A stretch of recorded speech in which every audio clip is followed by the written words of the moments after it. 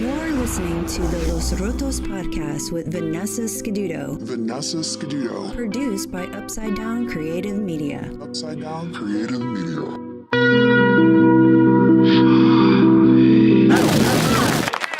Welcome back to Los Rotos, guys. What's up? I'm so excited today. I have one of my good friends, Sareth Ney, here with us. What's up, Sareth? Hey, Vanessa. What's up, pal? What's up, dude? I'm really excited to have you because I've known you now going close to 6 years, and I haven't been able to have you on. But just so our audience can know you a little bit better, how'd you get into stand-up comedy? You know, like how many years have you been doing it? I got into comedy back in 2000. I think 12 years now, so that's like, forever ago. Say what? So I was pursuing horror, scary movies, stuff like that, and concert journalism. And I would go back to the studio where I was apprenticing at, and I would make my friend laugh. He's like, really well known in the industry, and he goes, "Why don't you try stand up before you leave LA?" And I'm like, "Sure, I'll do stand up." And so I kept my promise. I went to a cafe called the Jump Cut Cafe in Studio City, California, and I signed up to do 5 minutes. And I got so nervous and scared that, my Wu Manchu character? Yes. I dressed up as Wu Manchu, and I went up on stage, and I did 5 minutes of jokes. And some of them are still in my sets, but they evolved. Right. Like they're supposed to. Right, exactly. If you keep writing. Yep. And so I finished my set and left, changed into a Rage Against the Machine shirt that I went. So I'm at the LA Coliseum, and I came back out to the venue, and he goes, "Hey, where'd that superhero go?" That host said, "I need him to do 5 more minutes," because he needed to fill more time because there was not a lot of performers. I'm like, "I don't know what you're talking about, dude." And he goes, "So you're pulling an Andy Kaufman on me?" I'm like, "Yep, I'm his manager." So that's how I got into stand-up. And then I moved back home to Colorado and did their weekly open mics at the Downtown Bar in Pueblo, Colorado. And shout out to them. Found my voice. My friend Wade was hosting. And I didn't get onto a showcase until Sareth Fest happened. So, yeah. Oh, okay. So that's like, so if, for people who don't know, you have your own festival that you've been, how long has it been going on now?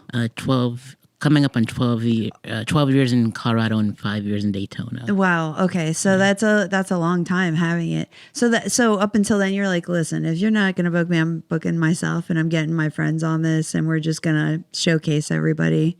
That's pretty cool. Yeah. I mean, and it obviously worked out. You're still doing it, right? It's the final year. Yep. What was it to take on Daytona too, though? Because you just started that one 5 years ago. You're just like, oh, forget it. These Florida people need another, like a little festival here or something. Pretty much. And I didn't, everyone can afford to take off time work, and it was too expensive to fly everyone out. Right. Just like, let's start another one at my home at the Nog. Oh, yeah. Yeah, the Nog's great. Yeah. Yeah, go to Daytona, the Nog Wednesday nights. Tim Blaylock, right? He's hosting it. And it starts at 10 p.m., right? Sign up is 10, and they usually go on like 10:45. It's maybe later. Yeah, it's a great time. And I love the Daytona comics. Literally, I love all of them. They're great guys, hilarious. Any shows they're doing, you guys should check out for sure. Right. I think too, they have Daytona Live, right? .com, I think. Yep. DaytonaComedyLive.com. Yeah. DaytonaLiveComedy.com, where you guys can check out what's going on over there. But back to you, Sareth. Because you do hang out with those guys and you do all that stuff with them, and you travel around Florida doing comedy, and outside of Florida, obviously you go to Colorado and other states. But what's kept you going for the last 12 years? Because now I realize I'm like on 6 years, and I was like, wow, dude, has it been that long? Like, really? I mean, probably serious in the last 3.5, 4 years, but like, it's like, wow, I've been doing this a while, and it goes fast, but it doesn't at the same time. So how do you feel about it, though? I just love, it gets me out of the house, and I get to be with my friends and be silly. Right. And I set these little goals that I want to accomplish with comedy, and that's what keeps me going. It's like, set those little milestones that you can get instead of doing some crazy stuff. Like, I want to get into all these festivals. It costs us more to get there than anything else. But it's good to build your network, but you can always build your network from home. True. Yeah. I mean, I do understand, though, why people would want that opportunity, because, they're looking for that random golden ticket that you're going to find the right booker who's looking for you, where maybe you get booked on something else that's even bigger festival or something like that. I mean, like personally, like have you ever been to Skankfest or anything like that? I've heard about it, and I love the Legion of Skanks and all those guys. Right. Yep. Yeah, because they're coming to New Orleans this year. Yep. So, and actually, I think tickets go on sale on the 29th, so that's around the corner. I just realized, triggering my own self. So I want to go because, like, that's the kind of festival that I envision when they talk about comics doing a festival. That's literally what I envisioned. So the fact that they've like brought that to life, for how long they've been doing it? Probably 6 years too, right? Yep, in multiple states. I know it's like New York and Vegas and NOLA. Yeah, I think Vegas, they did it a few years in a row there. But yeah, it's cool that they're bringing it back to the East Coast now, though, because I could even drive to New Orleans to go, so it's going to be interesting. I'm hoping I'll be able to go this year. So what are your goals now, though? You say you're setting all these, I know like last month, right? You had your birthday goals and you went on your little mini tour. I saw that. Yep. So what are your goals coming up? I know we're close to February now. I want to do cities A through Z. Oh, really? Yep, and I got like 4 more to go. In the state of Florida or like nationwide? Nationwide. Okay. Yeah. Oh, that's interesting. Yep. So where are those locations, those cities at? Like what states are they in? I'm gonna get K done with Kingsland. Okay. And then, that's good. That's smart.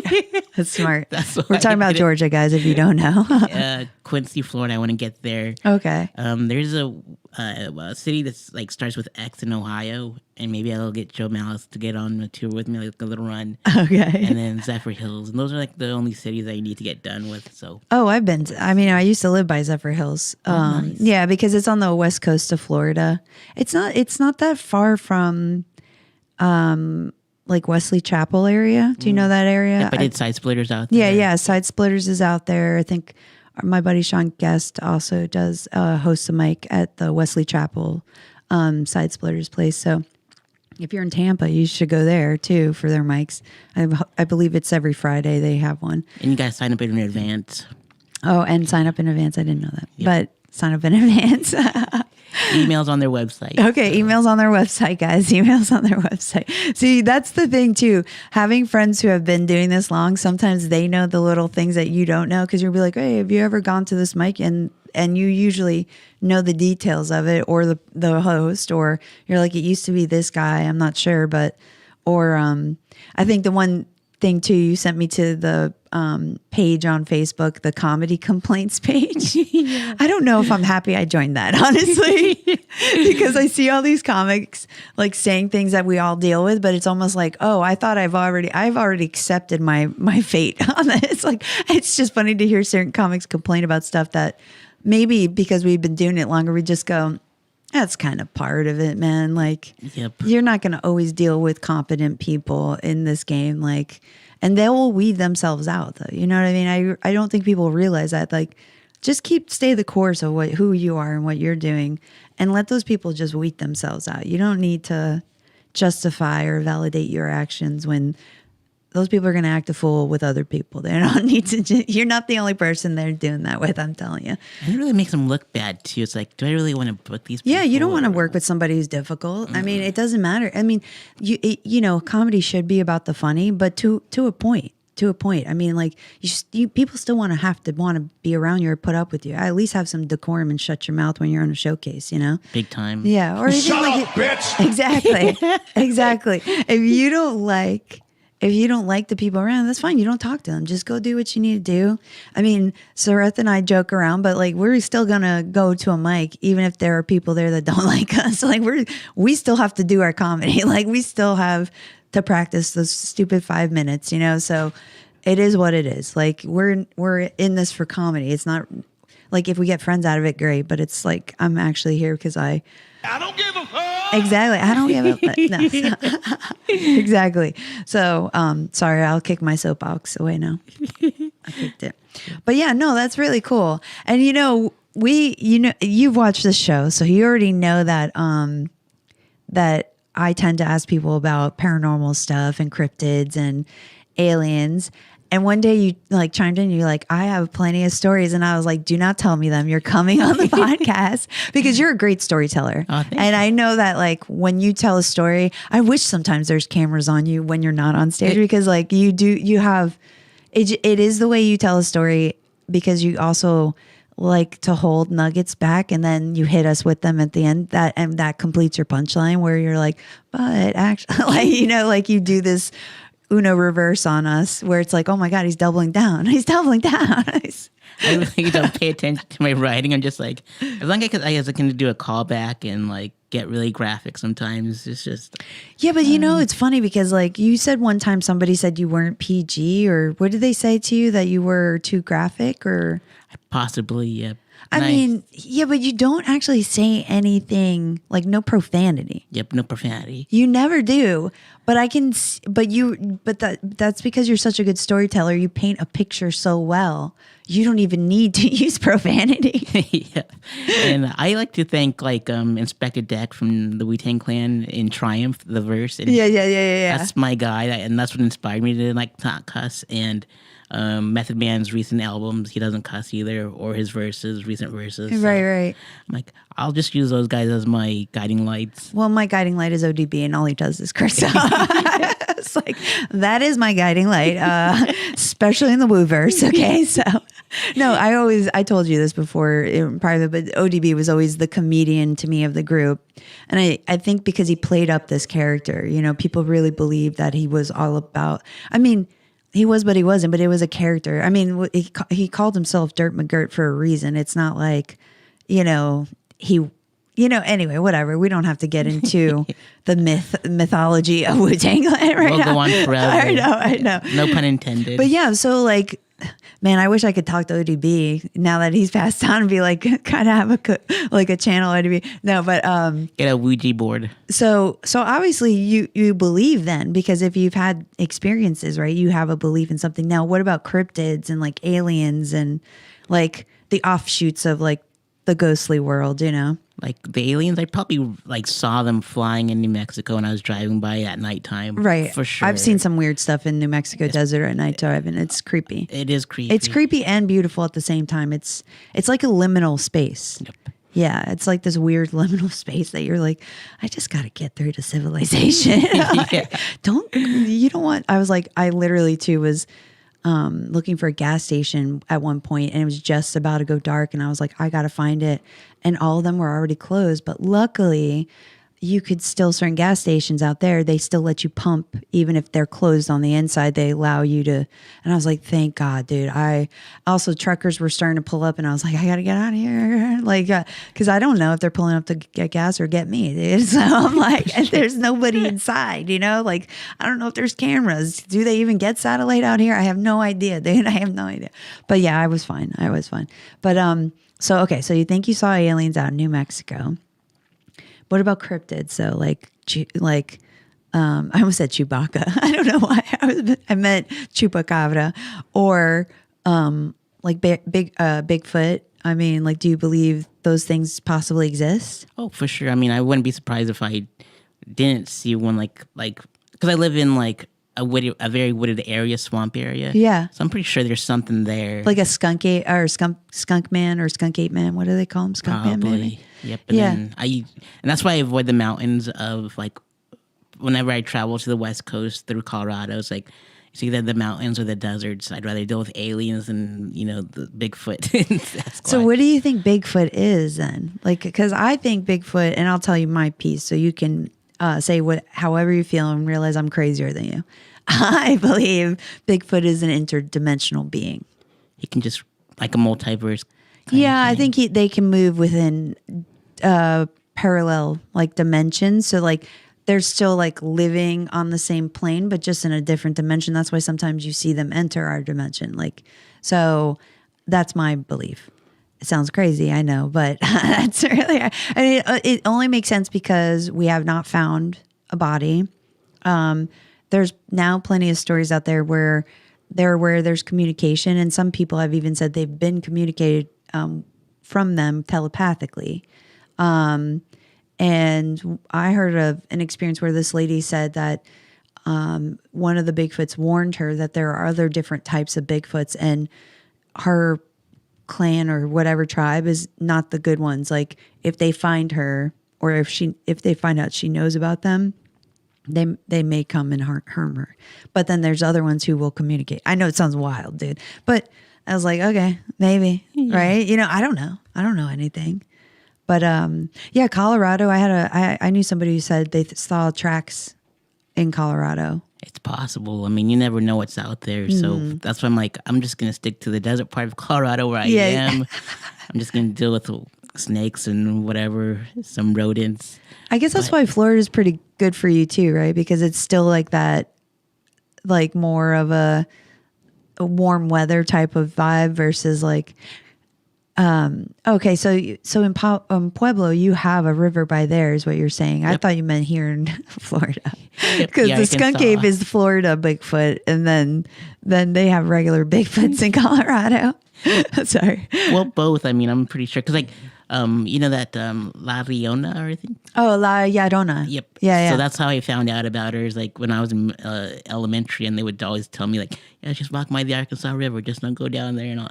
They just wouldn't put it everywhere she is. And well, you know, the thing is, I will tell you, I consider her like a tulpa. You know what a tulpa is? Nope. A tulpa is like a It basically can manifest from belief, like energy from humans. So if you go around and you have a house that's empty, and for decades it stays empty, and somebody comes up with some story that it's haunted, and they start passing it down, it can actually manifest an entity in there. It's not real, but it kind of becomes real because the thought form manifests, because everybody's created the story for it, when really there was nothing in there at the time, but now there is, because we've just put into action something like that. So tulpas, like the La Llorona, I think was based off a true thing, but then people just, you know, like I'm Latina, and I will say we're very dramatic people. They love novellas, so I'm sure it was based off of probably a real story where this woman probably did what she did to her kids, and to maybe put fear in people. They, you know, so they wouldn't do something like that again. They created this story of this woman coming back to look for her children after she had already drowned them in the river. So it's kind of like, it's a hard lesson, but I guess you're going to have to learn it. No, but some people say they hear her crying, and they hear, you know, there's been experiences of it. So it's not to say that it didn't manifest and now it is something. It's just that it wasn't, I think, initially like that lady, her real ghost or whatever. You know what I mean? Yep. Did you ever hear her cry or wail? I try not to go near the river whenever. Oh. You're like, listen, they told me. You think that's your Cambodian belief system too? Cambodians are like, they're superstitious. Yeah, and heavily believe in the paranormal stuff, right? Oh, yeah. Yeah. I mean, I actually like watching videos. People go into those like abandoned kind of villages and stuff. Like you can go, like in Japan too, there's sometimes they find these homes that have been like completely abandoned, and you could tell it was like a well-off family, you know, like all this. So it's kind of weird to see that, and you go, yeah, why did you abandon this beautiful home? And so, yeah, but anyway, I want you to tell us some stories, if you don't mind, like what you've experienced, because I'm thoroughly interested in, especially with your cultural background, because I always love Asian ghost stories. Like, it's my favorite. It really is. Like because there's spooky. Yeah. spooky. So tell us. Pretty big time. And you know, like I joke about my sleep paralysis, you know, but I'm like, that's like my very first paranormal experience was the sleep paralysis. I didn't know what it was. It was like early 90s. And I think it was from like, I got in the way of this. It started all off in like my first visit in Cambodia. Like I got in the way of some worker. He was carrying something big, and he got super mad, and something happened probably at that moment that I wasn't aware of. And so I got back home to Colorado, and like I felt that presence pushing on me, but I didn't know what it was, and I freaked out. I told my parents, I'm like, "What is this thing? I can't move, I can't scream, I can't do anything. What is this?" And they're like, "It's probably a sleep paralysis demon." They had like monks bless us and like incense and you know the whole Buddhist ceremony and all that stuff, and just kept on following me everywhere. And so that was like my very first instance. And I like on the second trip to Cambodia, I remember I was on a plane, And some lady goes, if you want it to go away, all you have to say is like, if you're not from the Lord Almighty, you must leave now. Like as many times as you can for it to leave. But I fully embraced it. Like I talked dirty about it on stage, and it's like I named him Patrick, and every night we make whoopee, and I was trying to make a ghost reference. So that was based off of this experience. Yeah. So, okay, let me ask you about this, because what I think a lot of people get confused when they have, people do have sleep paralysis, but there's also times where it's actually you waking up consciously to coming back into your body. So you're actually experiencing the pressure of this plane, like moving back into it, which is gravity. So you're feeling that pressure of it. So it does feel like somebody's holding you down, because it's happened to me. I was even able to open my eyes and could see nothing holding me down, but I still couldn't move. So I asked for help, but I actually heard a voice. That was what was creepy. But also I wasn't creeped out at the time. I was just like, it was a soothing, soulful, like black voice. And I just heard him go, like, he sounded like Shaq or something, like force. And I realized, so I just took like an image of a light, and I like forced it into my body, and I realized I had to force myself like into my body. It was weird. Like I had to use that, and then I was fine. And I felt like as if I was put in a warm blanket, and you would think after thinking I was being held down and scared, I'd be scared. No, I went right back to sleep. So. And some dreams are like that, like where it feels like a regular dream, and then you went to a different kind of dream, and then you feel the sleep paralysis. It's weird. It's like Inception. Yeah, I think that's because you're probably lucid dreaming, and so you're like consciously in the dream state. Which, can you like control your dreams? For some parts. Yeah, because that's your lucid dreaming part. So sometimes lucid dreaming coincides with astral projecting, meaning when you're conscious in that state, try seeing if you're. I don't know what you believe, though. I was going to say to see if you could talk to your guides, but I don't know if you believe that. But see if you can maybe go somewhere you've never been or you wanted to see, because then that would tell you if you've projected somewhere or whatever. Or even ask somebody, like a friend, like, hey, can I come visit you when I'm sleeping, like to see if I can actually see something? Because I used to do that when I practiced astral projecting, to see if my recall of what I saw was really what was happening versus me just dreaming. I'm doing this, and it would work. I would actually do stuff like that. And you don't fly like people think, like where you're like, you just kind of think of it and you're there. Yep. You think of it and you're there, and that's it. So yeah, so I would say that. And so you say do you still have it? Like the sleep paralysis? Oh yeah, especially if I take a nap during the daytime and then I'm trying to go to bed, and then it's like, if I sleep on my back, it happens. Oh, 100%. But that's why I think you're astral projecting. Yep. And sometimes I can see myself like sleeping. Yes, you're astral projecting, 100%. It's so wild, and I'm like, 100%. I'm glad we could clear this up. Yeah. And if I heard some voices one time in my ear, and then like I saw like a black smoke above my bed with my eyes open. I couldn't move sometimes, like at one time, and Okay. those are all. And I've had like more in Cambodia, and where I could actually taste my own blood on my third trip. It was wild. It was in this at my uncle's house in the capital, and then I had one at where I was apprenticing at. I slept on the couch and passed out, and I heard footsteps on it's like his house at the time. It was like a brick floor, and you could hear footsteps. Yeah, like a little pitter patter thing. Yep. And I asked him, I might as well say his name. I was like, his name's Clive Barker. And I go, hey, Clive, is this place haunted? And he goes, yeah. It's built in like, someone used to own it. And like some people say like, he has paintings all over the place from all his paintings. And he was like, sometimes people see the paintings looking at him from like different angles, and they freak out, and they don't want to go downstairs alone. And so I'm like, I've been here so many years, I can just do it willy nilly and not be scared. So it's like, I was gonna say, Sareth, you ever thought that maybe you're an intuitive person? Like, I was gonna tell you probably were getting more of a reaction in Cambodia because, like, I would say it's, what's the word I'm looking for? More energetically aligned with you.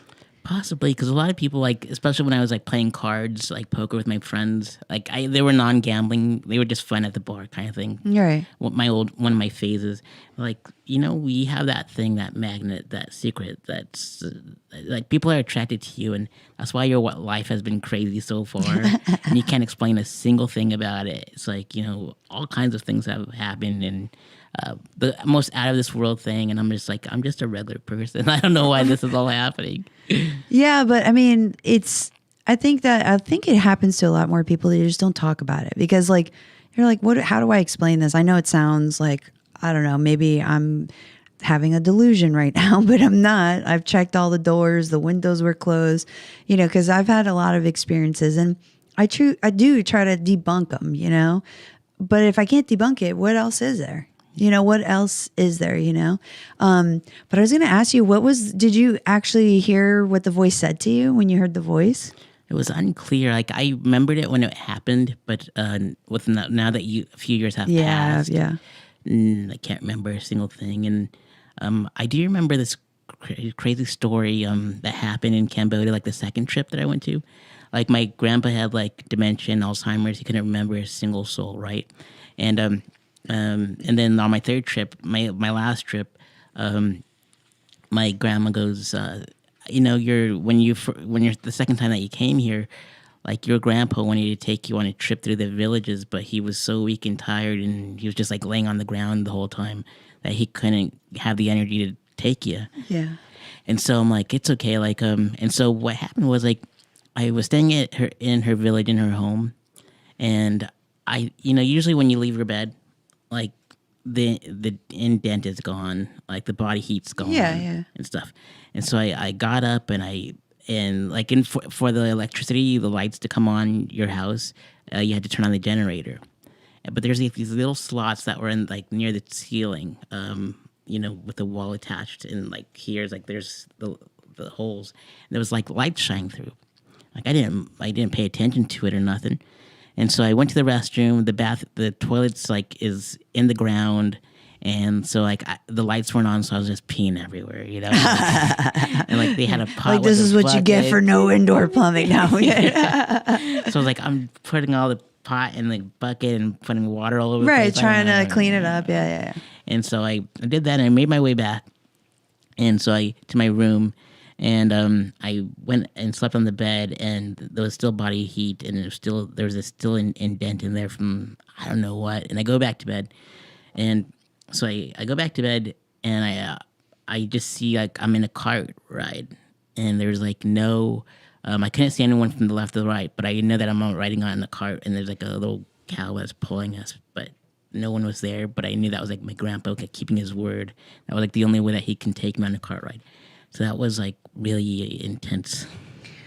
So, like, okay, let me get this straight. So you fell back asleep, and then immediately you were with your grandfather in the car? Of course you had to be in like the dream phase, but yeah. Yeah. No, I mean, I want to make sure, because like it was so you feel like you had an inception dream with him where he was still trying to get you to basically have a day with him. Yep. That's cool, dude. I've had inception dreams with my daughter too, so I believe that stuff. I know a lot of people, and I've had dreams with other friends who confirmed.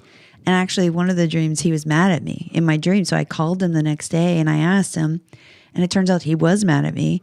And he waited a day, and he called me after I talked to him, and he called me back and he goes, "Hey, listen, I didn't want to tell you at the time because I was really freaked out when you called me and asked me all this stuff and told me about your dream." He goes, "But I did have that same dream." Wow. And he goes, "But I didn't."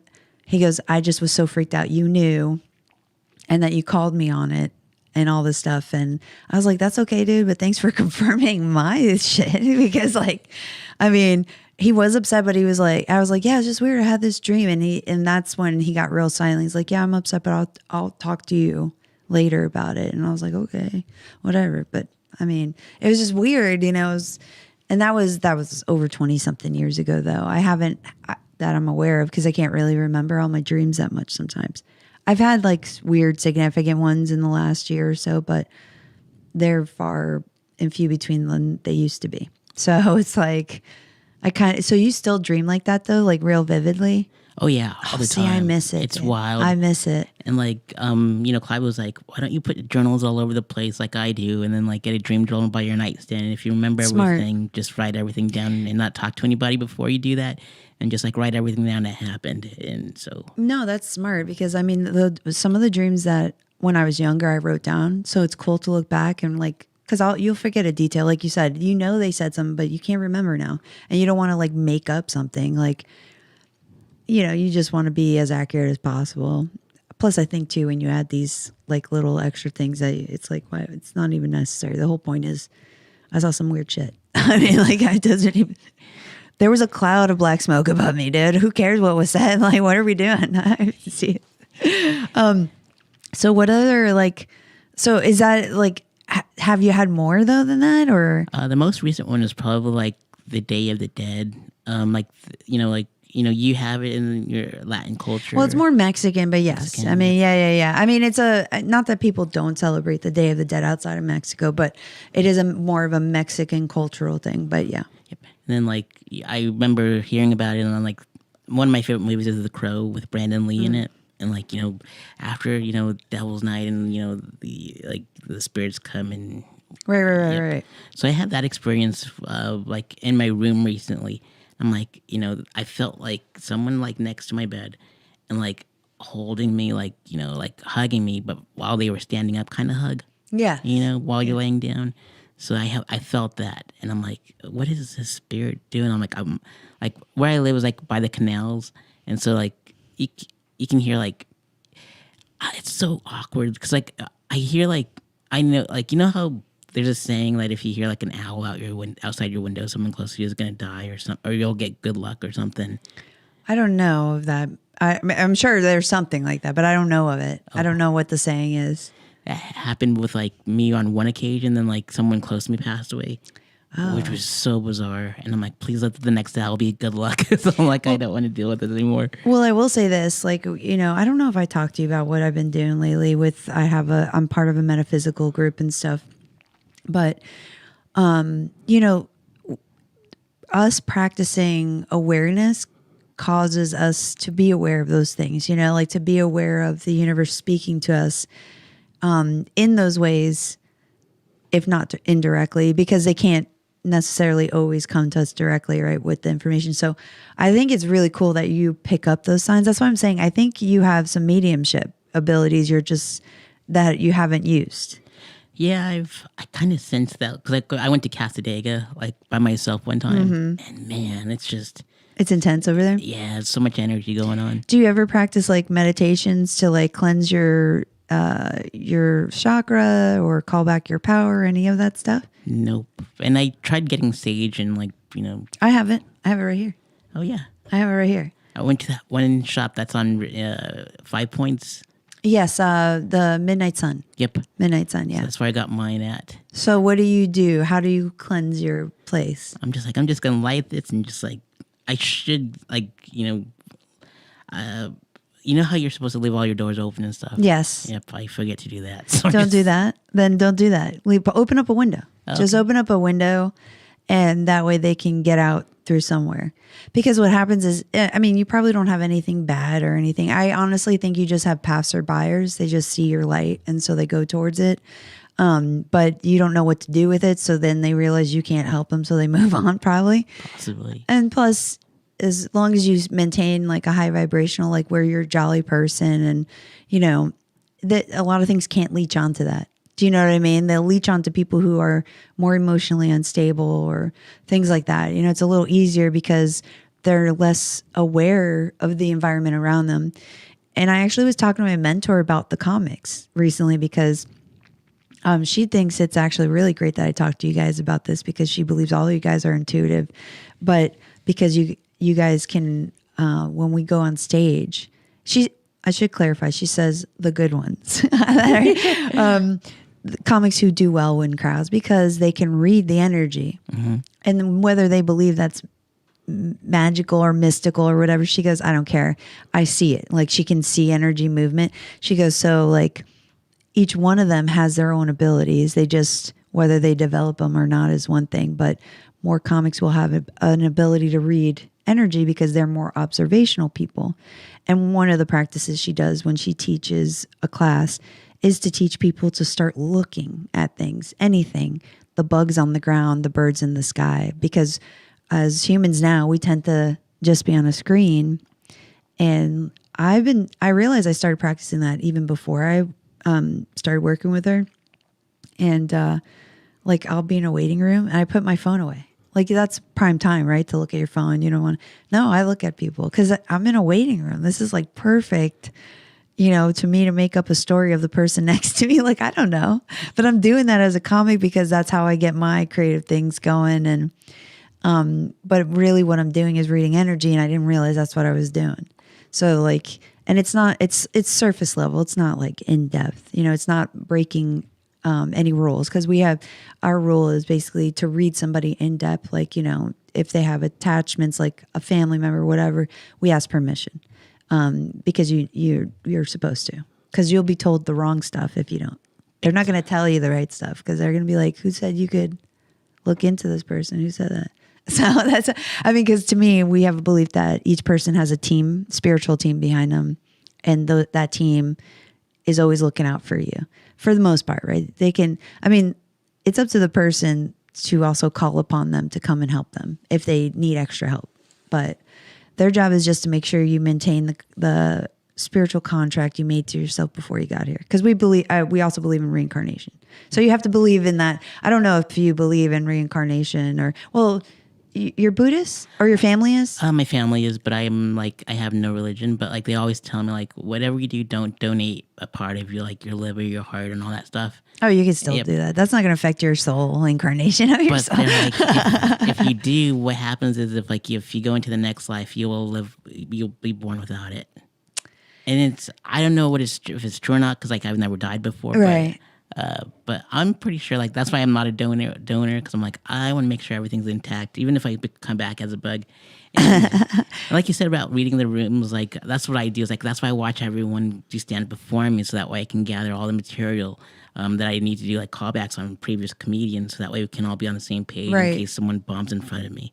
Right. And like I watch everyone. If I don't laugh, it's because it's hard for me to laugh. It's like, unless you got me really good, like I'm not gonna fake it, Yeah. And so but yeah, I read the room. It's like if they laughed at clean jokes, then it's a clean room. If it's a dirty room, they love dirty stuff. So I usually build up clean and then I get dirty. Yes. Unless it's super dirty and they love it, then I'm just gonna go full dirty and fuck it.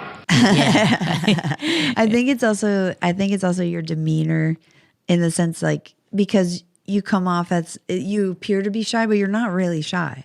I think it's just because you're not loud and aggressive as maybe some of the other comics who could come up before you, that they're always like, oh, like, because you keep adding more to it and layering it. So it is nice to watch. It's funny to watch people go, oh my God, did he just did he just say what I thought he said? Oh my God. And like on the bug on the ground kind of thing, like you said earlier, is like a lot of folks just like kill it, and which is really mean. Like I trap mine with a glass, put a glass paper underneath it, and just like set it free. Like right. I rescue all my bugs. I'm like, I don't want to be a killer. Like, don't test me, but I'm not a killer. No, yeah, but you do kill though. I've seen you kill before. I mean, in rooms, but like not actual insects and bugs. Oh no, like no, spiders no. I don't kill those things. Yeah, you gotta set them free. No, I don't. My mom doesn't understand it either, because I even will catch the lizards and I'll put them, because my cat loves to bring me lizards, so I have to rescue them from her half the time. And I've saved 2 squirrels from her. I've saved 1 bird. I didn't save the other bird the other day because I didn't know what was happening. My mom let her kill a cardinal. Anyway, it was sad. I went outside and cried. So I was like, there's so many lizards by my house, and like I didn't know how to capture it because they were so fast.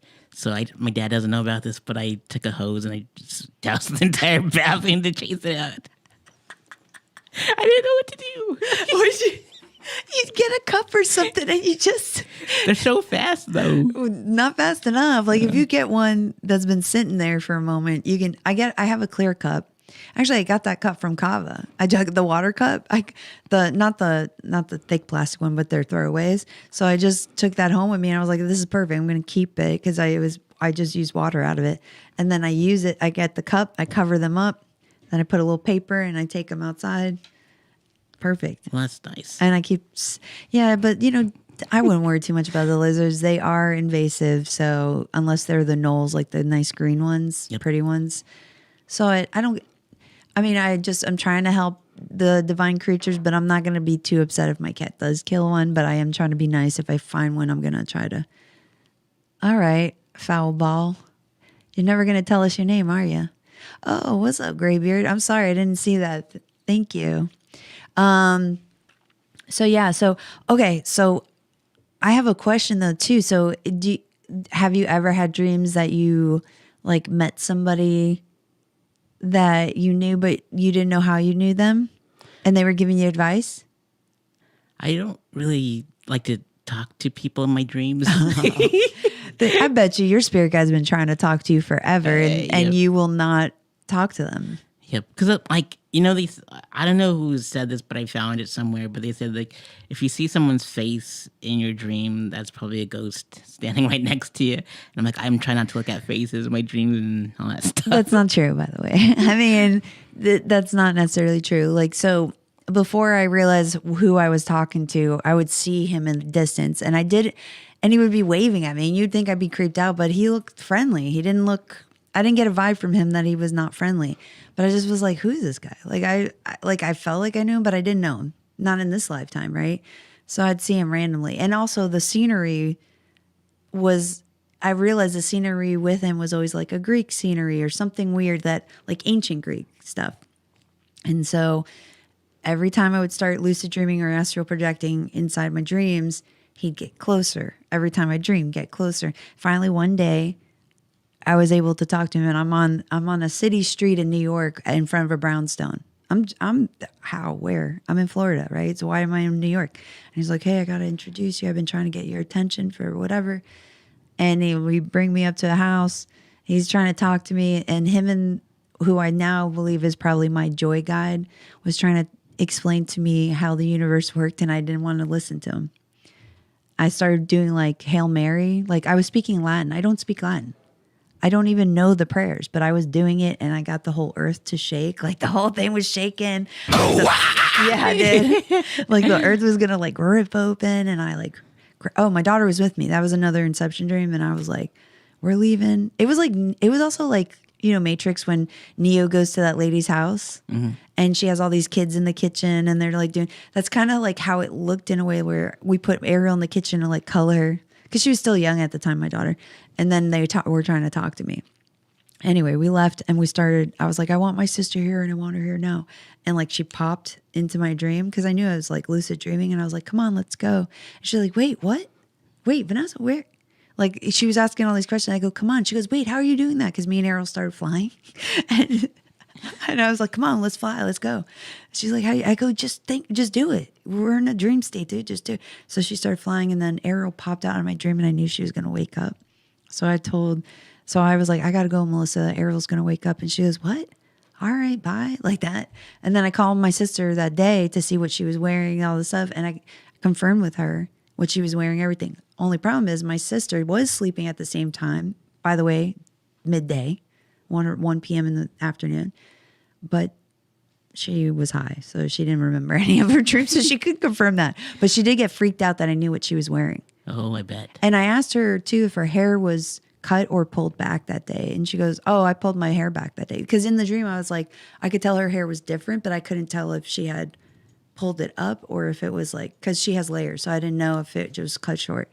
But she had pulled it back that day. Wow. Interesting, right? Yeah. Like that. It's nice when you can confirm with somebody, because I was like, just answer these questions. You don't have to tell me, because I was like, were you sleeping at 1 p.m.? Were you? Like, I was like, she's like, yeah, who saw me? Because she was sleeping on her job at the record store, so she wasn't supposed to be sleeping. That's what she's like, who saw me? Who saw me? Anyway, but have you heard, Marshall, this is when I'm going to bring up the video for Sareth to watch. Have you heard of my alien video that I caught on my dash cam? Nope. All right. I want you to take a look at this. Now, I'm jaded. Obviously, I'm already calling it that, but you can tell me what you think it is, okay? And just before the overpass, you'll see a little lights start to pop up. And initially, like when I'm driving, I didn't see this light. I only saw it after I watched the video.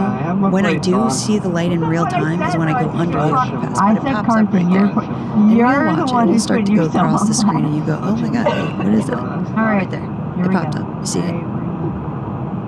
And so it flies. I go under. And the audio, you'll hear like I'm listening to my podcast for the audio. So I'm just, you see it? All right. Now I'm still telling myself maybe my perspective's off. You know, maybe it's a tall pole. Maybe it's an LED light. But then I realized, wait a second. Seriously though. That's a little bit above it. That's I can't talk about this.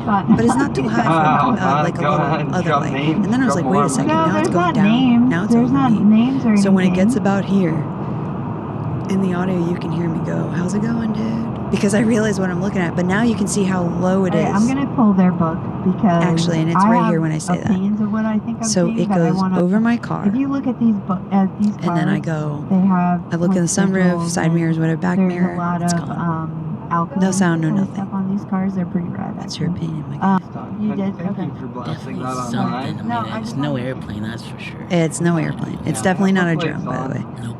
Because it goes by, like, it's just like, just levitates. You're the one who's putting yourself on. Yeah, and also, if we were to play that back, and I'm kind of upset about it, because when we go under the overpass, I noticed, after watching this video so many times, another light comes in.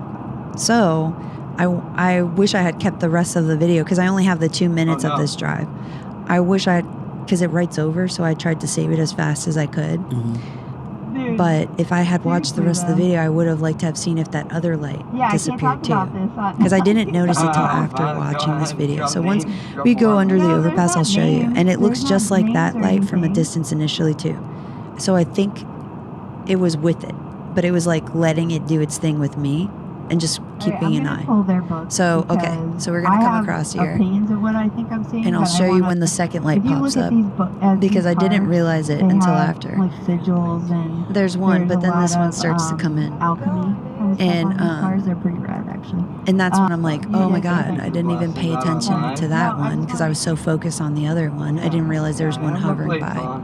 Isn't that interesting? And you don't see it at first because, you know, you're focused on that main one. But this guy is just hanging out, waiting, I think, for this guy. All right, here we go. Maybe they're lovers. No, they're just Palladian, dog. They're just the Palladians. They're giving me a little homage, a little nod, saying, you see us, we see you, buddy. So, anyway, cool, right? Yep. So anyway, but I see what people don't understand is like my group and stuff, we practice elevating ourselves and communication with these beings. So I think that's why and I was told I'm supposed to share this with people because it is tangible evidence of something. What that is, you can believe it or not believe it's alien or not. That's up to you, you know? I believe it's celestial and leave it at that. I mean, I guess that's a generic term for something otherworldly, you know? So nobody gonna tell me different, right? Yeah. So anyway, that's pretty cool. That is pretty cool. So but did I do something, Marshall, or is that just okay? Sorry. Okay. So I have a question though. So again, about going back to seeing the same person in your dreams. Do you just try not to look at anybody? You've never noticed a running character? I mean, I've seen like people in my past, and like, oh, okay. I'm like, it's like, what? Why are you in here? I don't like you. Maybe I try not to talk to them. Maybe it's because you're supposed to deal with something why you don't like them. Yep. Maybe it's that, or maybe the person is trying to apologize to you or something. Yep. And I feel like if they appear in your dream, they're trying to tell you something. Sometimes. Yep. I mean, not that same person that you see in your dream. That they want to communicate with you, but you're afraid that they still don't like you. And and all that stuff. It all depends, right? Because like our brains, obviously, in this tangible dimension, right, is going to overthink things, and we may work itself out through dreaming. But then there's also weird, mystical, magical stuff that happens that you go, listen, that felt a little too real. Okay, that was like a little too on the nose with everything. Like I said, in the Inception dreams, you know, and the fact that I think people have them more than they realize. They just don't talk to each other. They don't go, hey, I had this weird dream with you or whatever, you know. And then you realize, oh, this is what this is actually pretty normal when you're connected to somebody. Like me and my daughter, like I dreamed with her before she was even born. Do you know what I mean? So it's like, that was rooted even in when she was in my womb. Then you're going to tell me it won't happen outside? No, of course it's going to happen.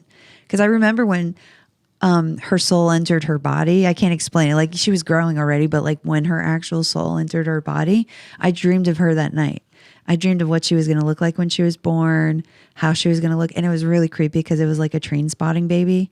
Like, you know, when the baby's across but she was, what happened was her father was like trying to help me put my shoes on or something on the bed. And this is in a dream state. He bent down. And when he bent down, she came crawling on his back up towards me. But like somehow she was still stuck to its back, like through his skin. So she was like it was weird. Wow. But she was like moving as if to get away from him to come to me or something like that. And then I knew what she was going to look like. And I knew it was a girl. At the time though, we were thinking it was going to be a boy. And so when they asked me, I go, no, I think it's a girl. I think I've been dreaming of her. So I'm thinking and I was right. So I don't know. Things happen, man. For sure. Man, that's wild. And when I saw your video, it got me thinking, like, because I travel alone a lot for comedy. I don't like to travel with people. Sometimes I do. Right. I know I have the same feeling. And I see like so many falling and shooting stars like all the time. And sometimes they're so close that you can see like their tail end and they turn blue. Yes. It's wild. Which was similar to that color. Mm-hmm. That's why at first, and the glare too, I didn't mention the glare, but I've seen falling stars, and initially you would think it was one because, you know, they kind of have that stream, but that's a glare from my windshield. That's not a glare from that thing. It was just the camera reflection off my windshield being dirty and whatever else. So, but those are definitely two lights for sure. Yeah. One was more blue than yellow. Yes. And that's why initially I thought it was LED, because I was like, maybe they just changed the bulb to a different color, to a more efficient bulb. You know, that's all I thought was happening. But have you ever had your cards read? You don't have to have them read, by the way, if you don't want to. I mean, sure, if you want to. I mean, but it feels like I had it during the pandemic. I know it sounds silly. No. But I'm so bored. Tell me something about my Capricorn. And like, I put all my horoscope signs like in my. Are you a Capricorn? Yep. Oh, okay. That makes way more sense. No, I'm kidding. I was just joking. Like, they go, are you sure you want that energy to like enter the dimensions and all that stuff? I'm like, I don't know. But if you feel comfortable, sure. Wait, they said what to you? The energy to enter what dimensions? Like, do you want that good or bad energy to enter the dimensions? Like, you know, bug you like randomly. And I'm like, we're not playing the Ouija board. I'm not sure what you're talking about. So I'm like, I don't know. Is it a good thing or a bad thing to have your tarot? Is it tarot? Yeah, I didn't know. I'm just shocked at whoever said that to you, because that sounds so silly. Because I think it was on YouTube. Oh, okay. Okay. So I'm going to tell you this. Yeah. Obviously, we set an intention. We say, I say a little prayer, and I basically say only good. You know, like, it doesn't matter. If you set an intention and you say this is the only thing that's acceptable, and you believe that is the only thing, guess what? That's only that thing that's going to show up. It's this weird thing that these people try to say, like, somehow your power, you give your power away. So if you don't believe you're protected, you won't be protected, but you are protected. So I would say, don't worry, my guides protect my ass and anybody around me, so you'll be fine. Okay, sounds like I also sage. Oh, so nice. I do all that too before I do it. And I cleanse the cards. So I brought these two, but I wanted to see which one you would prefer, because I had a gut feeling, but then I was like, I don't know, maybe like Spirit was telling me just bring both and let them choose. Let's see here. I mean, I love tools, so I love eyes, but it looks too dark for me. So I kind of like my energy is going towards that one. That's the one I thought you'd choose. Yeah. Because I almost brought this, and then I heard Spirit go, no, the other. And I was like, well, I'll just bring him to choose. And then they told me, no, he's going to choose that one. And I was like, okay, we'll see. So I was right. Because I was like, initially, I'm right in my validation. You're validating what I thought I heard from them. So that's good. And you know how much I love turtles, because I look like some of the ninja ones. Oh, yeah. Well, I didn't get that because of that. But It's funny because this was once Chance's, but it's mine now, and he gave it to me. It's not like I took it, and so, but it works because now I've been researching the god Hermes, and one of the signs is a golden tortoise. So I thought that was interesting that I have one already. That's what I call Herman now. His worth is Hermie. Oh, really? Yeah. But yeah, I guess it would be cool if his name was Hermes. Yep. So, but you never got one from somebody in person. I don't think so. Okay. Yep. So we're gonna do a little. Because Casadega charges way too much. So I'm like, I'm not. Wait, how much are they charging? A lot. I'm like, What's a lot? $50. I'm cheap, so $50. Yeah. No, it is, but it isn't. You know what I mean? It depends if they actually have abilities. You know what I mean? Like if that's their living or something like that. Marshall, do you mind if we?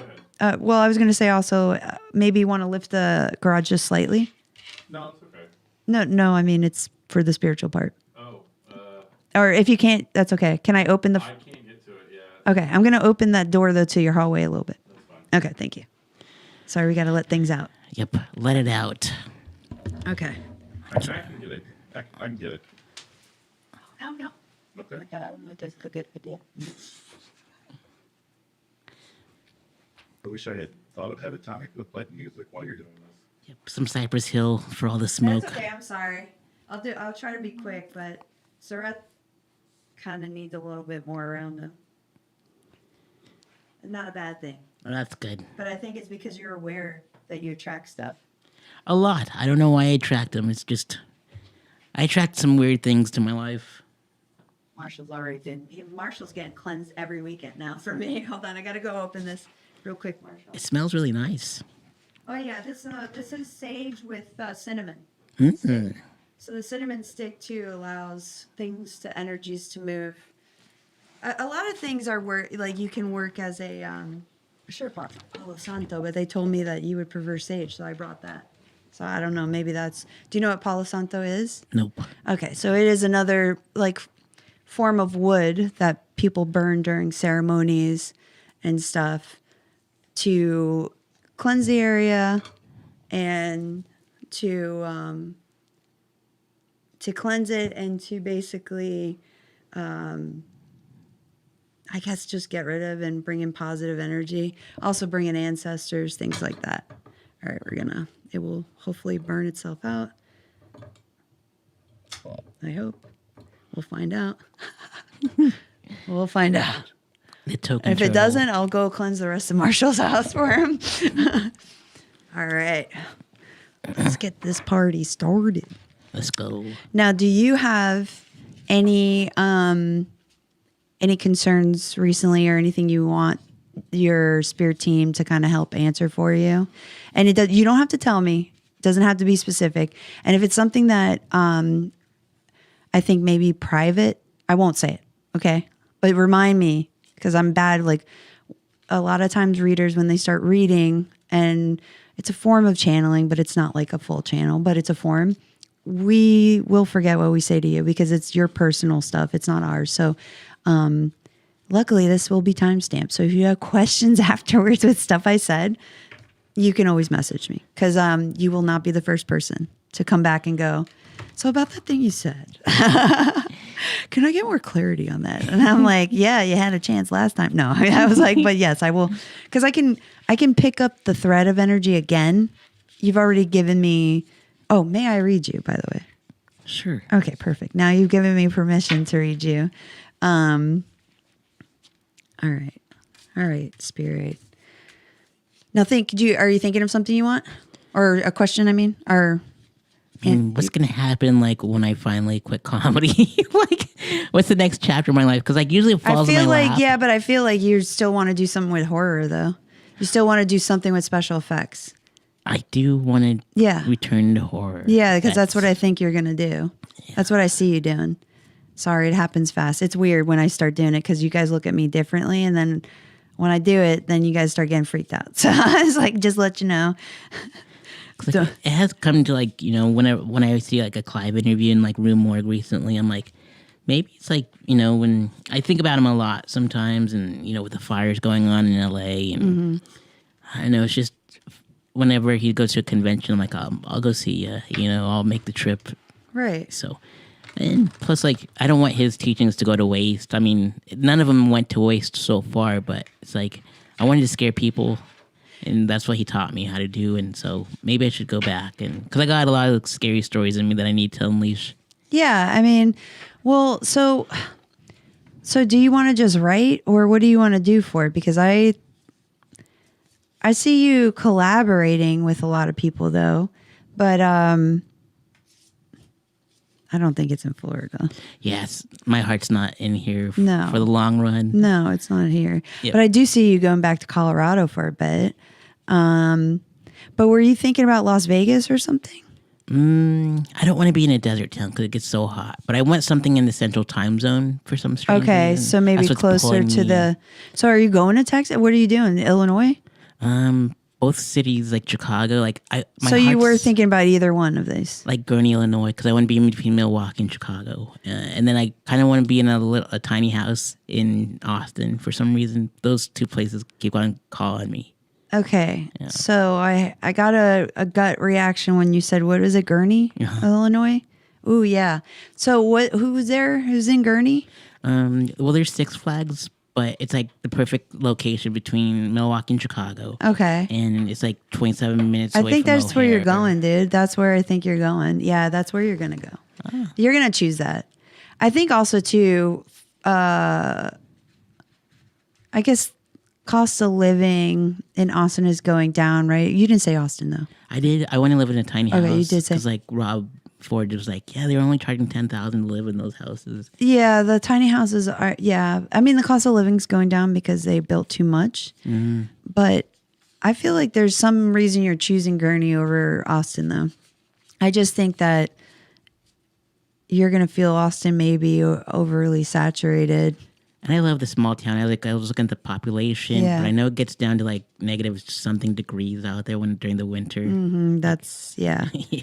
That's the only thing I could see being a problem is maybe the cold. But you kind of dealt with it in Colorado, right? I mean, if you went up north, I miss Four Seasons a lot. yeah. I mean, that's the magic of Christmas. Like, yeah, you can get depressed or whatever, but you have like this beautiful, like, casual fall into it, literally. So, all right.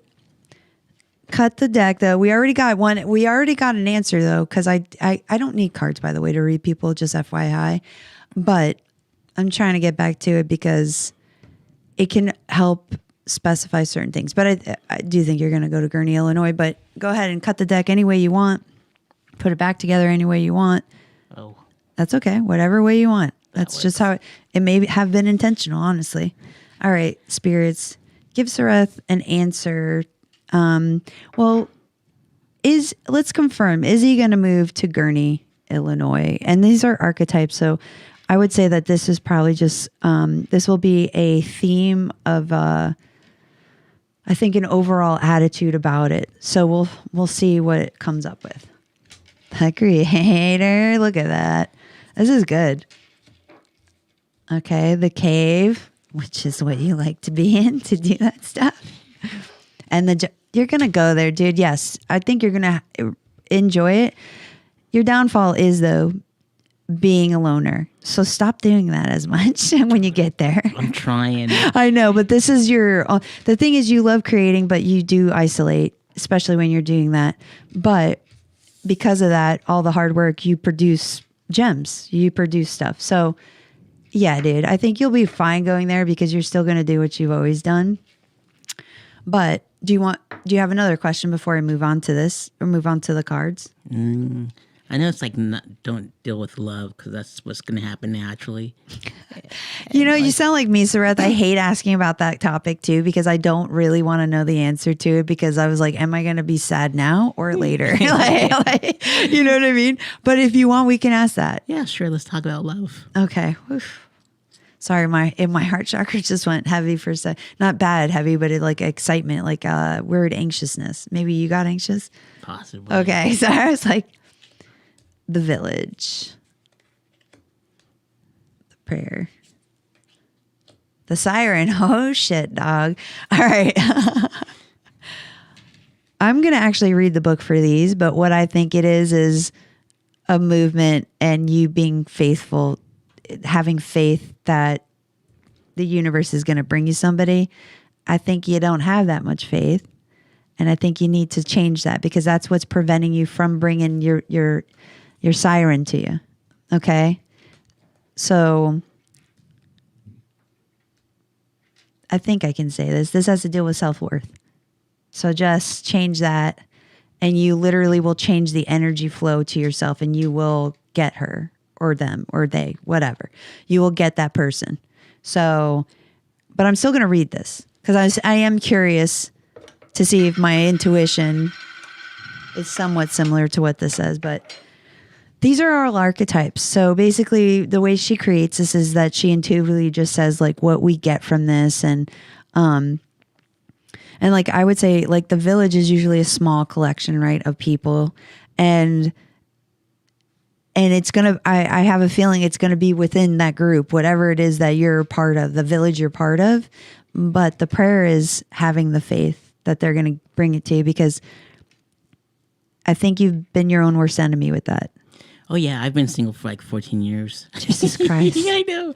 But I don't blame you, though. You know what I mean? Like, I was in a 5-year or close to 5-year relationship. And, like, I've had guys ask me, like, oh, you're saying, like, yeah, but I'm not looking. Like, and some have been like, well, I was like, dude, relax. I'm just letting you know because, like, obviously you're asking for a reason. Like, you know, but it's not you. Literally, it isn't you, dude. I don't care. Like, I'm not looking. So for women, I think it's easier for us to turn that off. You know, men still have their testosterone, you know, seeping in their ball sack. So, you know what I mean? Like, there's a little more motivation out there for them to start. Yeah, exactly. For them to start talking to people.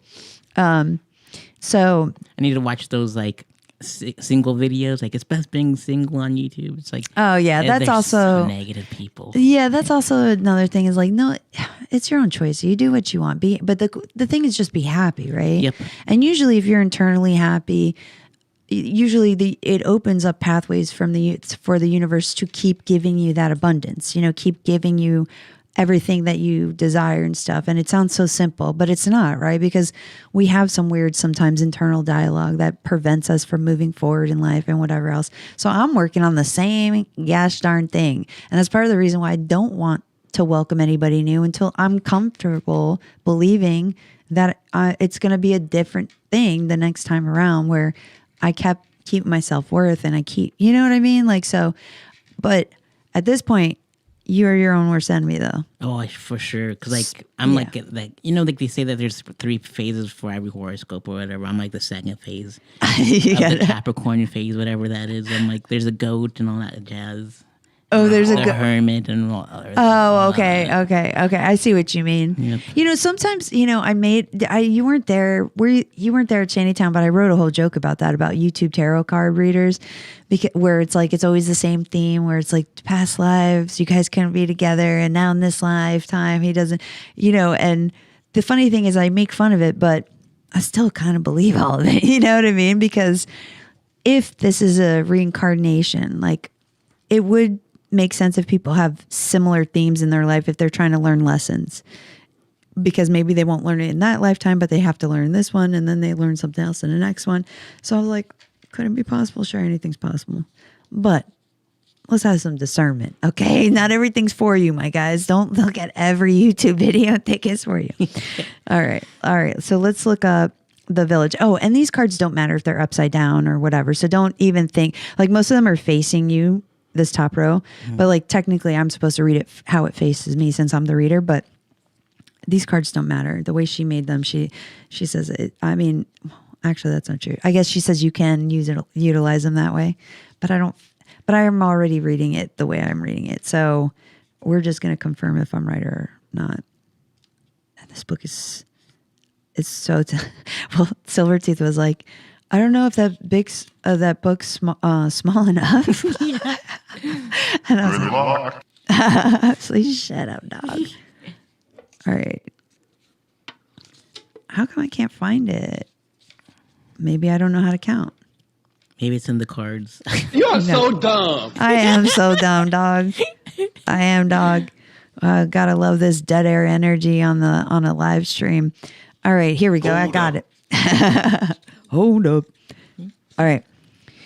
So the village presents us with a conundrum. One hand, it's the place that feels most like home, the place to which you can always return.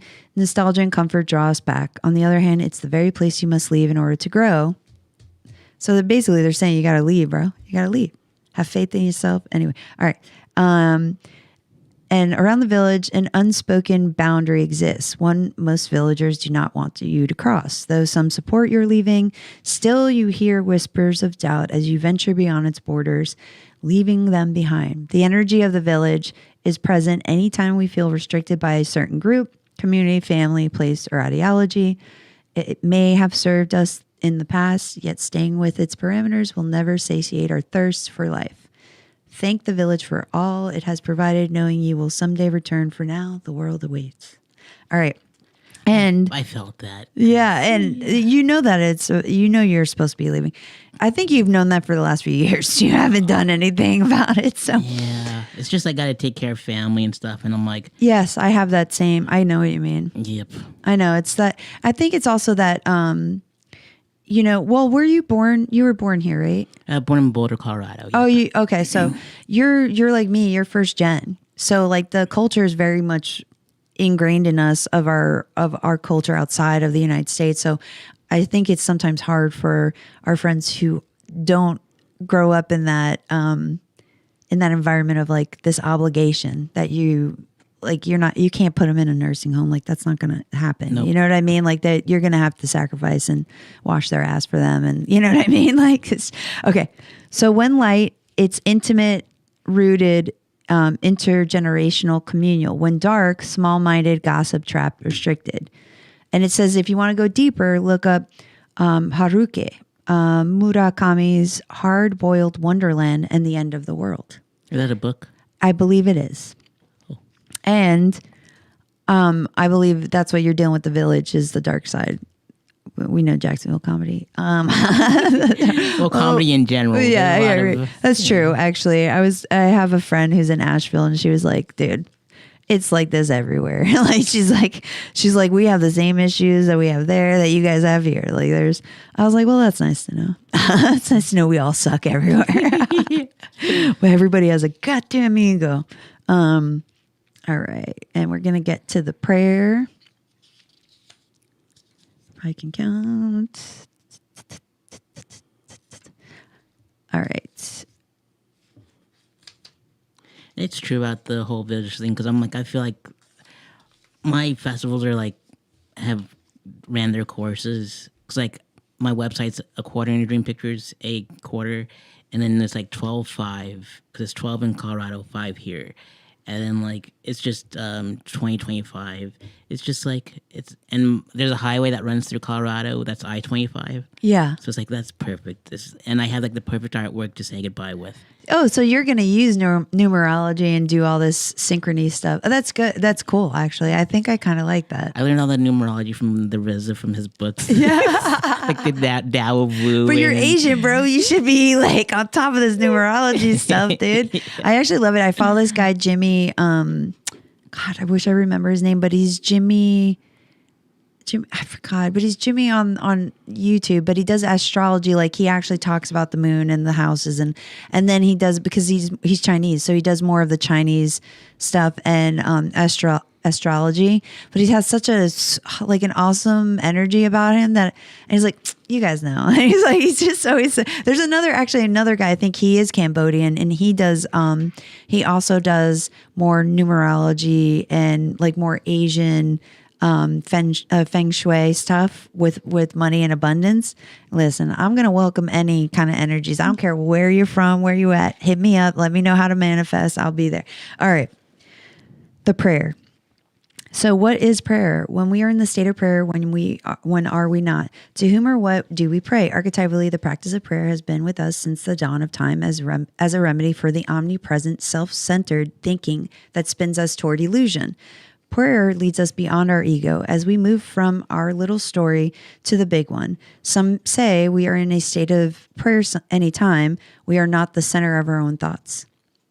Others say prayer is a natural result of gratitude. Perhaps it is simply surrender or service, whatever prayer is for you. This card reminds us of the importance Get quiet, low, humble, and soft. Bow and touch the ground as your heart lifts to the sky.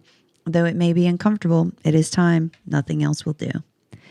Again, like I said, surrender. I think you just need to. I think, part of us as souls and spirits that come here, we get inundated with trauma and stuff, and we forget that we are a divine being, in this, merely playing a human role. So, and I know it's easier said than done, but it's like we forget that we love others better than we love ourselves sometimes. And I think right now they want me to hold a mirror up to you and say, love yourself the way you love your friends, because you treat them better than you treat yourself, kind of thing. And that shouldn't be the order of things. So I'm telling you, once you get those things situated, I guarantee this is going to come. And now I will tell you, oh my God, I lost the page already. Jeez, I suck. Okay, here it is. Sorry. All right. When light, offering to be of service, asking for guidance. And when dark, expecting results, self-aggrandizement. To go deeper, ask to be of service to somebody. All right. And we are going to get to Desiren. I know where I'm going. Why we got so many numerals? I don't know how to read this. Okay. The siren. The siren calls and the world spins. What we thought we wanted pales in comparison to to the sweet allure of her song. We find ourselves lost in a spell of desire, longing, perhaps even lust. Whether the thing calling to us is ultimately good or bad is somewhat irrelevant. It's the journey that matters. And the work of the siren is to take us on a deep psychic descent. Following her song, we go down, down, down to a place where lessons are learned and courage must be rallied to find our way back to dry land. Try as we might resisting, the call may not even be an option. Unless like Odysseus, I said Odysseus. Yeah, that's right, Odysseus, right? No, how do you say his name? Odyssesseus. Why can't I say Odysseus? Odysseus, thank you. You're welcome. God, why? I was like, why am I adding an extra ES? I know, thank you. We bind our hands to the mast of our ship. It's likely, though, that falling for her call is only way we will come to live more fully on the surface. So when in light awakens sensuality, absorption, arousal. When dark, wickedness, adultery, wreckage, betrayal, insatiability. But go deeper, J.W. Waters' house, nymph painting. Lana Del Rey's album, also the ultra violence. So honestly, though, I just think it's telling you to get out of that, to find that individual, which means leaving here. Yeah. I think you're going to Illinois, and here's the funny thing is like, you could come back and be like, oh, you helped me decide, but I was like, did I really? You already were discussing it, and I called the name out before you even said. I said Illinois because I was like, it's Texas or Illinois, but you didn't even tell me that. I just kind of knew it. Which is also, I always find that weird when I do that. So I don't know how, but it happens. Okay. So. And like the whole siren thing, it's like whenever like Taylor Swift comes on, it reminds me of like a person I was in a situationship with. Oh no. And I'm like, good grief, would just go away, Taylor Swift. And and she comes on randomly. I'm like, even on a channel that doesn't play her, it's like I'm trying to listen to some coffee shop radio and iHeartRadio. Wait, how long ago was this though? A few years ago or? Like 6 years ago. Okay. Yep. But do you really count situationships? I mean, they still have an emotional impact on you, sure. Oh yeah. I mean, it's so pretty deep. Yeah, especially if you wanted more from the situationship and you didn't get it. I mean, it affects, I think, that person more than maybe the person that was, wanting to just have fun with it or whatever it was. It just sucks because I'm sure there was an agreement. And of course, feelings always happen. You know what I mean? And the power shifted, and then that other person wanted me back, and I was like not having it. I was about to say that. Yeah. But now you're somewhat regretful?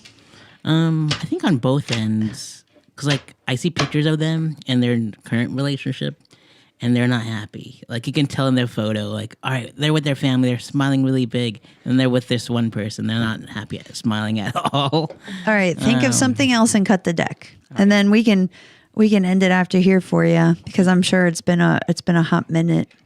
thinking of something else. So we dealt with the future, where I'm relocating. Then the love. Like, I kind of want to know what's like my next chapter, like on my journey is, because I know it sounds bizarre, but everything tends to fall into my lap, and then when it does, I feel like a receiver, like in football. Like Yeah, no, that's how you're supposed to be. Run for the goal. That's like, good though. And I hit it out of the park every single time. So, like, what is that thing? I don't even know. Like, is that something to ask or whatever? No, that is, but I'm trying to get an impression right now because I feel like there's a guy involved, and I'm trying to weigh out how he's involved. Like, how do you know? You know who I picture, and I don't know this guy personally. He's in a comic from Orlando. What's his name? With long brown hair, and it's kind of parted on the side. He's a really funny comic. He won an award. Donald Evans. Yes, I picture him, but I don't know him. But it's some guy that looks like him. Like, maybe that's why they're showing me him, is because it looks similar. Like a guy who's going to look like him is going to approach you with something, like a project of something. Yeah, because he won Florida's Funniest, and then I think he's pretty funny. Like when he goes on his rants and stuff like that. And so I know he used to have a podcast with Morgan too. Him and Morgan Gallo and what's his name? The Austin other guy. Kleeman? Yes, and Austin. Yeah, and he's hilarious. Austin. I love Austin. Yeah. So, and I know of Austin more than I knew Donald. His name's Donald. Oh yeah, Donald Evans. And I forgot what the name of the podcast was, but does it even matter? I don't know. It was like, what about I don't know. It was a question. I think. Yeah, they were arguing, and she was like the referee or something. I think they would switch. They would switch sides. Each sometimes two of them would argue, and one would be like the mediator or something. I thought it was funny. Like, I remember watching it, and I thought it was funny what they were doing. I hate conflicts, so I didn't watch it all. Like, I saw like the clips, and like, this is not for me. I don't like when people yell and fight and argue. Oh, you would never be able to live in my house growing up. That's all it is. I literally yelling, fighting, hitting. Oh no, that's funny. All right, well, yeah, that's the impression I get though. It's some guy with long hair. I know it sounds so generic, but it looks like Donald. I mean, if it turns out to be Donald, you let me know. Okay, that will be funny because it's just the impression I get though is the guy is he's kind of tall. I mean, he's like 6 foot maybe. I don't know if that's tall. I don't know anymore. Is me that tall? neither. I never. It's tall to me because I'm like 5'6". Well, maybe that's what I'm saying. He's just a little taller than you or something. But he has similar features to Donald is what the impression I'm getting. All right. Let's see though what this tells us. So you want to know like what's the next step exactly? Like, let me see. All right. What's the next step? Spirit for Sareth. Let's see.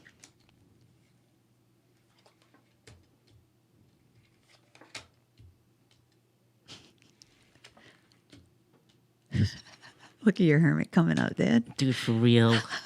Like, it's like goat, sea goat, and the only thing I don't even know any of this stuff. The only thing I potentially don't like about all this is that they're almost all upside down. Dude, for real. But the wands are always good because it just means you've been working on something. But do you have you had any conflict with any two people in your family that are male and female? Yeah. Well, like closer to your age though? Probably my sister. Yeah. Okay. Yeah. Because is she kind of like? Is she more aggressive than you? Yep, she's a Gemini. So that's me, dog. Yeah. What dog? No, what? No. Yeah, for real. Because I feel like you guys completely look at things differently. And I'm going to tell you this right now. I think there's going to be an argument about how your mom's taken care of or something. Oh, she passed like 2 years. So was there an argument about that? I don't think so. I mean. But then, okay, so did she pass? Okay, let me read this a little bit better then. And I think that was her that was like holding me like in my bed. Like, hugging me. Yeah, that probably was then probably because, her. well, the thing is here though, it says there was some kind of issue between. I'm assuming this is you, honestly, and your sister, but I also see like, maybe it's showing me this because maybe you just went inside when your mom passed or whatever. Hold on, I need clarification on that.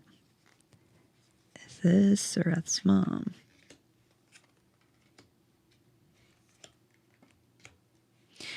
Yeah, it was your mom.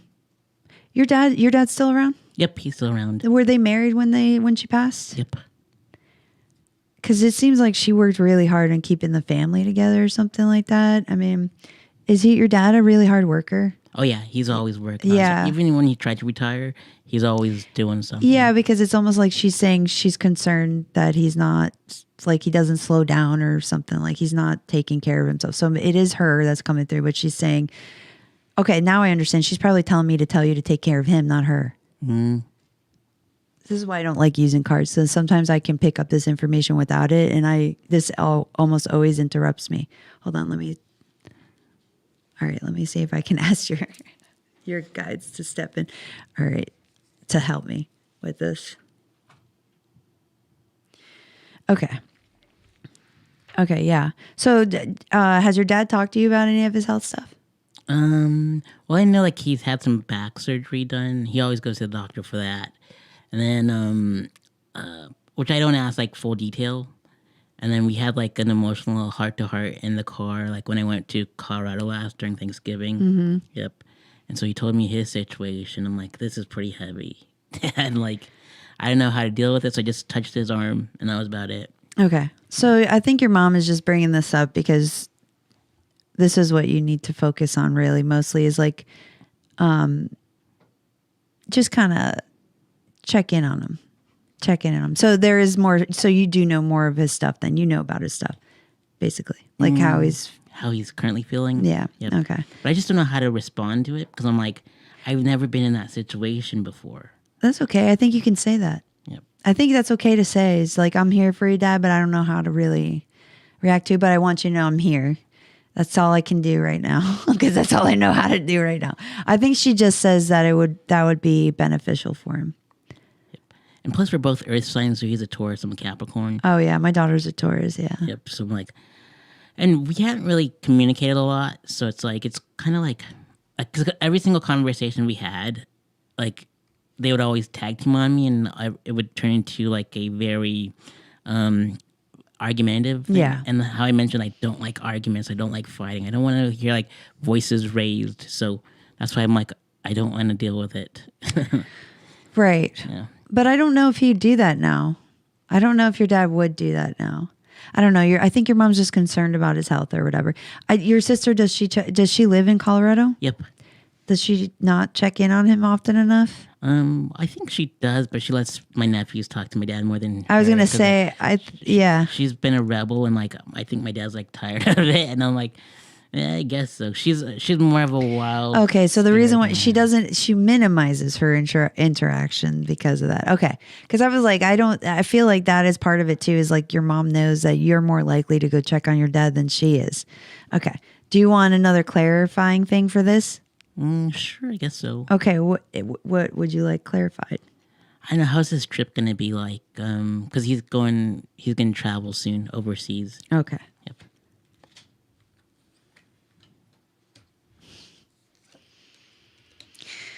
Ay. All right. He's gonna go visit like his brother or something? Probably family in Cambodia. I have a feeling something's gonna happen while he's there. Not to him, I think a family member. I'm telling you, there's something in that area that you guys go to is like high energy or something. Every time I go to like look into it, it's like I envision Cambodia like I can almost like feel its energy. I can't explain it, but it feels like it's high over there. I'd say I've never been there, so I don't know how it feels, but it feels elevated, if that makes sense. Like there's things going on. the most energy I ever felt was at my grandma's house with the whole, my grandpa taking me on a trip. Like, that's like the most energy I ever felt. Because, like, if I go to my dad's side, not so much. Because I'm I don't really want to be in my dad's side. Like, I love my aunts, my uncles there, but, like, I prefer my mom's side. Right. Yep. Yeah, but it's like I'm just saying like the whole place though, the country itself. Like I'm saying the land. Oh, there's Angkor Wat, which is like the largest religious temple. Oh, I forgot about Angkor Wat. Yeah, yeah. I know of Angkor. Of course I know of it. That's beautiful. It's crazy. I mean, it's huge. It is. Oh, I didn't think about that. Oh, now I got more chills because I didn't think about it. Because every time I go to like look into the energy, every time like I envision your dad like going on a plane, like I can see all that. But like when he lands, it feels like as if you were put into like something so vivid and vibrant of color. Like everything seems amplified. That's what I guess. So to me, that resonates that the energy is very high in Cambodia. Like it's elevated somehow. Man, I wish I could go one day. That'd be cool to feel it It's myself. so neat. Yeah. Like when you go through the gates and stuff, you'll see like it feels like you're walking into a painting, like you're in the Aha video on Yeah. Take On Me. It's just so wild. But it's like and you can climb up the cardinal points, I guess you call them. Yeah, yeah. And you can just but you have to use your all force to get up there because the steps are really small. See, so that makes even more sense. What you're telling me, like, so when you walk off, it looks like a thing. All right. I'm reading these things. This is all good material wealth. I knew that, but the transition, all things shall pass. So let's see. Complete change, have faith, go with the flow, sudden change. You have inner fortitude to deal with the new situation. Okay, but see, this is reverse, which is to me a good thing.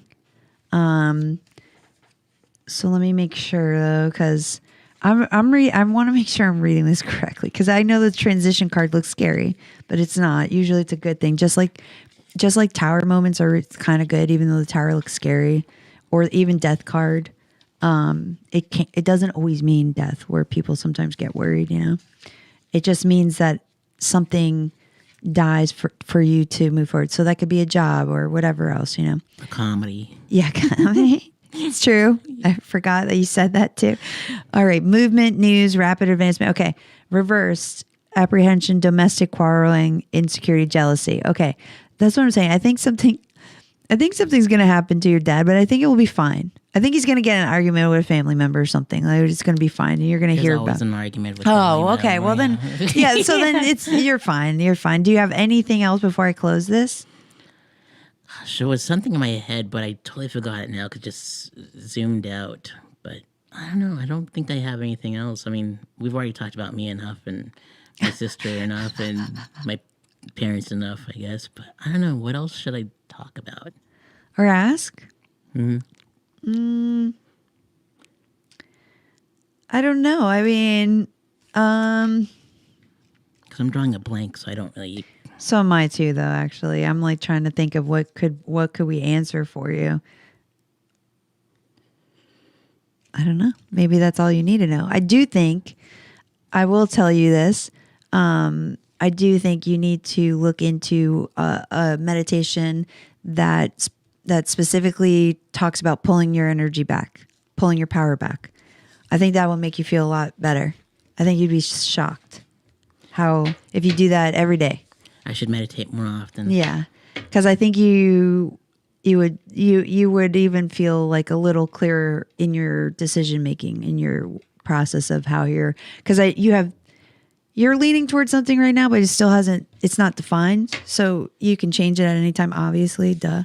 But I think if you meditate on it, you'll get clarity, and that's what they're telling me. So also, like, just do the and I'm not the greatest either. I mean, I meditate every day, but I forget to call my power back every day. We should be doing that like before we go to bed or, How long do you meditate for? It doesn't really matter. It's what you want to do. I mean, personally, I like to meditate at least for 30 minutes, but that's because my brain takes a moment to like settle down and, and even then it's struggle for me. So I use like guided meditations because at least there's something running and not my thoughts. You know what I mean? So I'll use like guided meditations.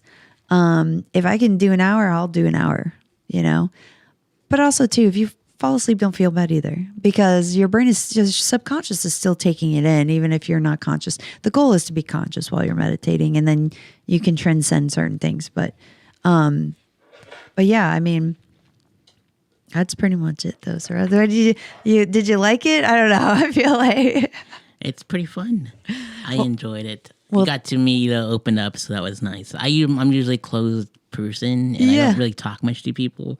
I mean, you've talked to me a bunch, but I know that there's not everybody that sits down and like actually asks you questions about stuff, and it's like, hey man, let me get to know you, dude. Like, I'm just always that weirdo with everybody where I'm like, really, where from? Blah, blah, blah, blah.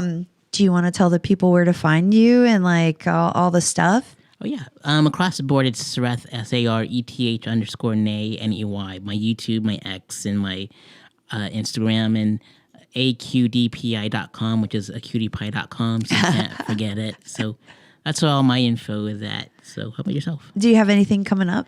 I am actually doing an opening set at Bedlam okay. next Sunday. I'm not going to do one today because it's like 58 miles away, and I'm like, I just don't want to travel that far. After driving this, yeah. Yep. I get it. I totally get it. All right. Well, I think you? Yeah. Where can they find you, and where is your next show? Oh, well, thank you, Sareth. I appreciate it. You can find me at Red Hair Anomaly. You can also follow us at Los Rotos Podcast on IG. You can follow Upside Down Creative Media on YouTube and click that button to subscribe and hit the bell so you can get notifications with our live streams. And I want to say thank you to Spirit for coming here and helping us with Sareth's reading. Thank you to Source. Thank you to Marshall for being the best producer in the world. And thank you so much, Sareth, for coming. I really do appreciate it. And check us out. We're gonna next weekend. We will have the wonderful guest Will Blaylock on. So that should be guest. That should be super exciting. He doesn't think he will be, but I will make him one. All right, guys. Well, thank you so much for tuning in, and we'll see you guys next week. Bye. Adios. Peace and love.